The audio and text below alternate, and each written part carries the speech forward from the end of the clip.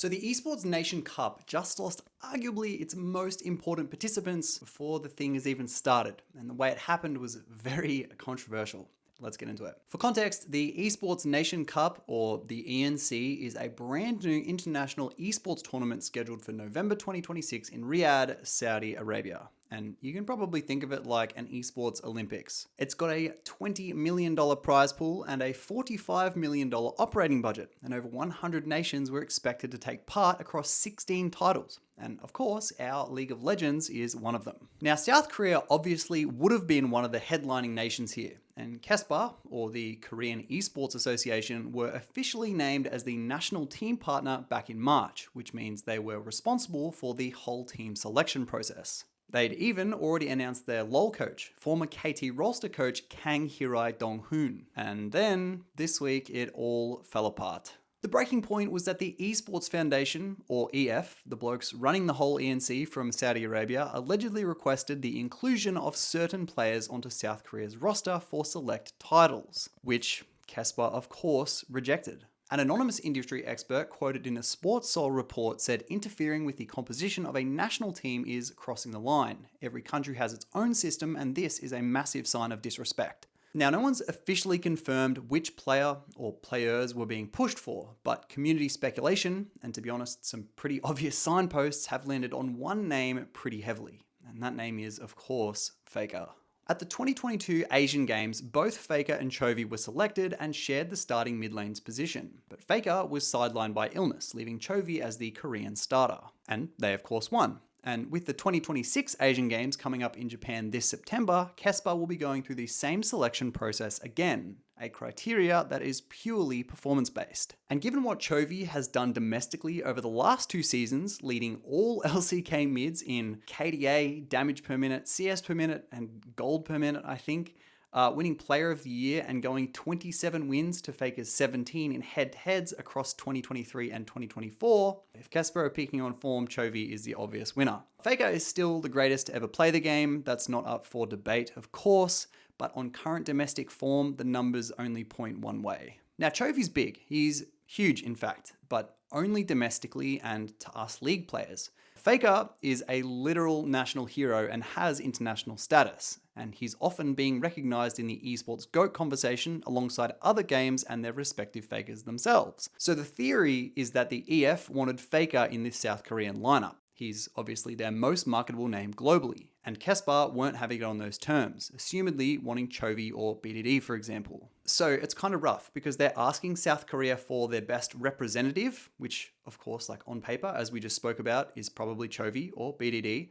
but then the Saudis want the most exposure and the most money, which Faker brings. But South Korea want Chovy also for the money kind of, because they have a higher chance of winning the tournament and technically he is their best representation. Again, unconfirmed, but it's also not a hard connection to make when you consider the foundation sought to maximize ticket sales and digital engagement, and the presence of global stars was vital to justifying the insane operating budget. Furthermore, the EF's fixation on big names makes a lot more sense when you also look at how they've structured the team qualification system. To decide which 16 nations qualify directly to the main event, the ENC rates players based on the tournaments they've competed in, not their current playing form. Tier S is your Worlds and First Stand participants. Tier A covers the major regional leagues like LCK, LPL, LEC, and LCS, or whatever it's called these days. And Tier B goes down to your Challenger and ERL level competitions. Now on paper, that obviously sounds fine, but what it actually means in practice is that the bigger your name and the bigger your stage, the more likely your nation qualifies. So a country like South Korea with players stacked across Tier S and A is basically a guaranteed qualifier regardless of who specifically is on the roster, which makes the EF's alleged push to include certain star players a bit suspicious because Korea was always going to qualify anyway. It's a system that, when you read between the lines, obviously prioritizes visibility over merit. And when you pair that with allegedly trying to tell KESPA who to pick for their team, it starts to paint a pretty clear picture of what the goals of the EF actually are, and they're not competitive integrity. Anyway, KESPA's own rep confirmed the split between the two, saying the ENC didn't match the values or direction of the national team selection system that they had built, and it was regrettable they could no longer continue the collaboration. Now here's where it gets pretty interesting, because the EF's response is kind of a contradiction. They confirmed that they informed Kespa they would not be moving forward as national partner. So they're actually framing this as their decision, not Korea's. But then in the same breath, they also said their commitment to Korean players participating is unchanged, and that they'd be going directly to players, coaches, and stakeholders over the coming week to sort out a path forward. Which that approach has a pretty obvious problems. The Korean Sport and Olympic Committee made it very clear that only athletes selected through official member organizations are recognized as national representatives. If players participate as individuals or private teams or by themselves or whatever, they can't use the national flag, the Team Korea brand, or the title of national representative. So even if EF goes and recruits Korean players directly, they legally cannot call it Team Korea, which pretty much guts the whole point, and players lose the prestige of being a national representative. They wouldn't be in the news, it'd actually probably be pretty bad because of how patriotic the Koreans are. So they'd basically just be there to draw eyes. And also, China is still yet to appear on the ENC website, but perhaps very probably going through the same issue. The EF said their participation is still being finalized through ongoing coordination, which is kind of a non-answer. So in League of Legends specifically, the international scene is dominated by South Korea and China, obviously. So losing both of them from a tournament billing itself as the Esports Olympics is pretty hard to overstate how bad that is. You'd be essentially running a Worlds without the LCK and the LPL, which are obviously the two strongest contenders and have the best talent. But this also brings into question the point of the tournament if they're not playing. Are the eventual winners, the actual winners?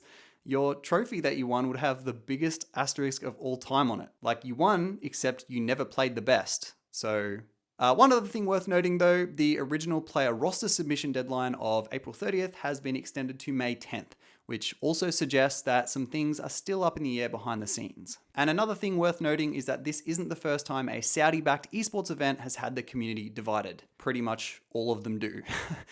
Saudi Arabia has poured money into soccer, Formula One, boxing, and golf, and critics have been accusing the country of sports washing, which, for those who don't know, it's kind of using like a high-profile event like this to project a more favorable image of the country, but while deflecting or distracting from its human rights record. And esports is the newest frontier of that because it targets a younger generation that mightn't actually know to start with. So yeah, it's been controversial to say the least. I've already made multiple videos on it. You can go find them or I'll put them in the description or whatever if you want to learn a little bit more about it. But at the Esports World Cup last year, where concerns centered on Saudi Arabia's treatment of LGBTQ+ people, political repression, and censorship. There was even a Prime Video series about the event, and that reportedly blurred Team Liquid's LGBTQ+ support for Saudi viewers, and some in the industry boycotted it entirely. And Crown Prince Mohammed bin Salman was also pretty unbothered by all of it, saying on record, "If sports washing is going to increase my GDP by 1%, then I will continue doing sports washing." So with all that context, watching a Saudi-backed organization allegedly try to dictate which players a sovereign nation sends to represent at their event, and then getting stonewalled by one of the most respected esports governing bodies in the entire world, Saudis are not off to a great start trying to make esports the next thing. But with all this, the ENC is of course facing a credibility crisis, and there's no information yet from other participating countries about their next actions, if anyone else is going to do anything about it other than Korea and China. The situation is still really fresh and developing, so I'll keep you guys updated as it does. And if you've been enjoying the content lately and find it valuable, please let me know down below with a comment and tell Cloud how good of a job he's been doing with the editing. If you like these videos, please consider dropping a sub. It'd go a really long way. And lastly, what do you think? Is the Esports Nation Cup cooked, or can their event potentially recover from this? Thank you so much for watching, and I'll see you in the next video. Bye.